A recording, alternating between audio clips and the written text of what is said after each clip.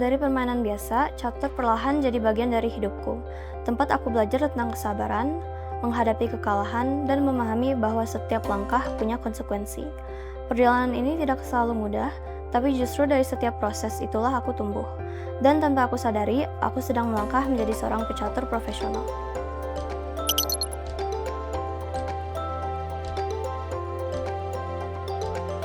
Halo, perkenalkan nama saya Samantha Ditso. Saya jurusan akuntansi angkatan 2025 dan mahasiswa di Universitas Katolik Parahyangan.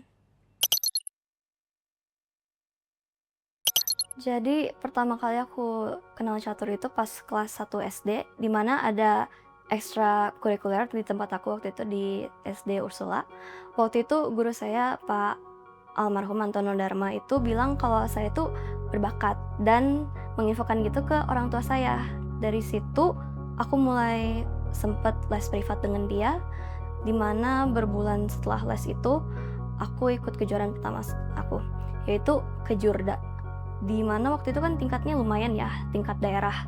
Dan dari situ aku juara 1 dan ternyata aku juga sangat kompetitif.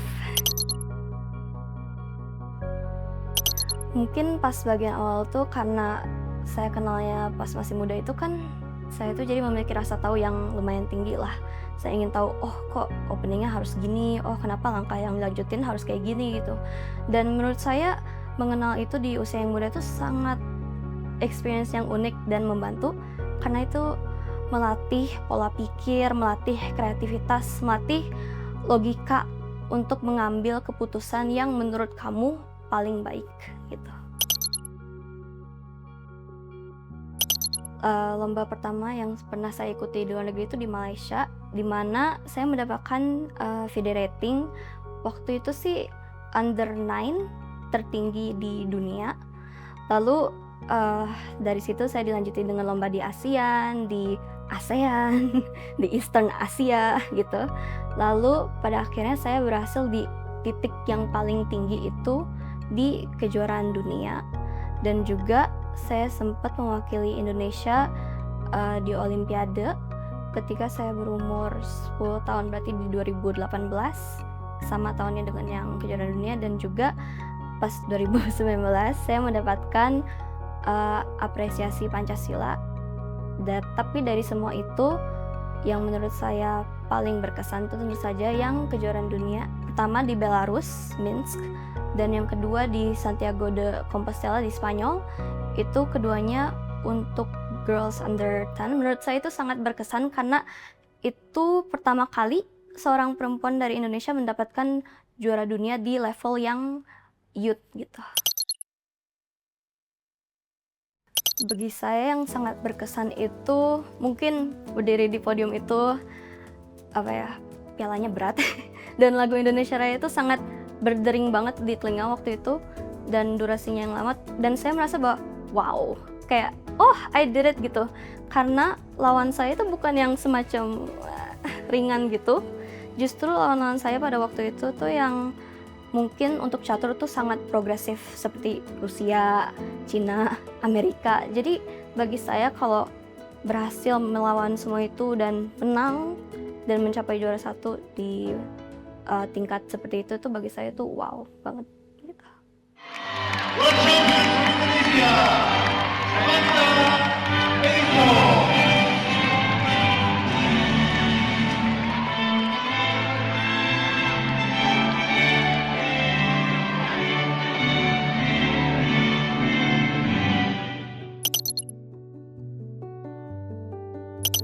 Menurut saya mungkin yang orang tuh nggak lihat, catur tuh meskipun kelihatan doang kayak cuma duduk kita main ya udah gitu, tapi bagi saya mungkin seperti olahraga lainnya itu catur tuh sangat menguras kepada mental. Satu hal, karena mungkin orang lain nggak tahu kalau pertandingan catur misalnya yang klasik aja, untuk saya sih rekor personal saya itu 6 jam di satu ronde doang, dan di 6 jam itu sangat menguras kayak di interogasi gitu. Dan yang paling susah adalah untuk menjaga mental health gitu. Menurut saya itu tantangan terberat saya, apalagi ketika waktu itu kan saya caturnya mulai dari muda. Mungkin kalau muda saya belum terlalu kepikiran itu, Tapi pas sudah semakin tua, semakin mungkin banyak bebannya, baru mulai kepikiran. Dan kadang itu suka mengganggu proses berpikir saat main. Ketika main saya suka sediain ada makanan manis di sebelah kayak permen atau coklat atau apa. Lalu ketika saya bertanding saya suka keliling di tempat tanding mungkin untuk meng-clear pikiran saja, bukan buat lihat partai yang lain, gak mau lebih pusing gitu. Dan mungkin yang paling penting adalah kayak meyakinkan diri sendiri untuk percaya diri, karena meskipun misalnya saya nggak tahu jawabannya, bisa aja dia nggak tahu juga jawabannya gitu. Menurut saya bagaimana cara saya menyeimbangi waktu untuk kuliah dan waktu untuk catur tuh bagi aku tuh simpelnya gini lah. Saya bersyukur ada hobi di samping kuliah untuk mungkin meringankan beban ketika saya pusing sendiri di kuliah. Untuk sementara sih saya memakai waktu saya lebih untuk mengerjakan tugas, PR, atau mungkin belajar sih. Kalau untuk catur, untuk sementara yang saya pikirkan adalah saya ingin belajar lebih intens apabila ada lomba mendekati, preferably 2 bulan atau sebulan sebelum lomba. Menurut saya itu sudah cukup.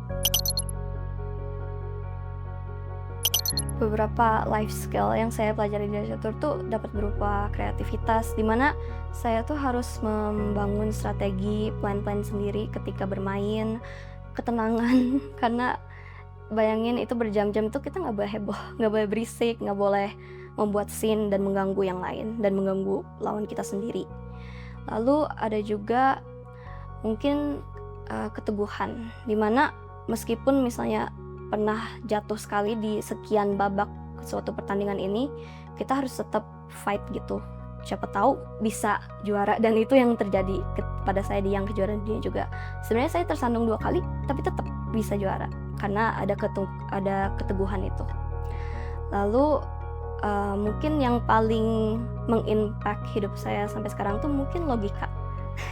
Karena di catur itu kan kita harus mengimply ada logika itu, dimana apakah jalan ini lanjutannya ini atau apa gitu, dan mungkin udah sebuah pattern dan itu kebawa ke saya sampai sekarang.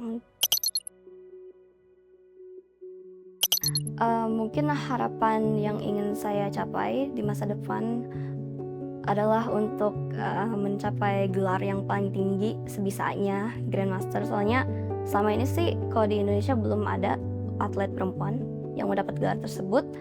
Tapi mungkin di yang paling besarnya itu sebenarnya saya itu ingin banget membanggakan orang-orang terdekat saya, negara sendiri, mungkin juga teman-teman saya. Karena di titik terendah kan saya sudah pernah mengalami, dan mereka ada gitu untuk saya, dan saya merasa I owe it to them untuk tetap bersinar gitu suatu hari ini. Biar bisa jadi Grandmaster termuda seperti yang lain-lain juga. Pesan saya untuk pelarian adalah misalnya mereka punya suatu hobi yang mereka sangat passionate about, ataupun mungkin hobi ini belum dimulai, menurut saya nggak ada salahnya untuk try aja, karena there's no harm in trying, dan itu yang terjadi juga di kehidupan saya. No harm in trying, tiba-tiba juara dunia gitu.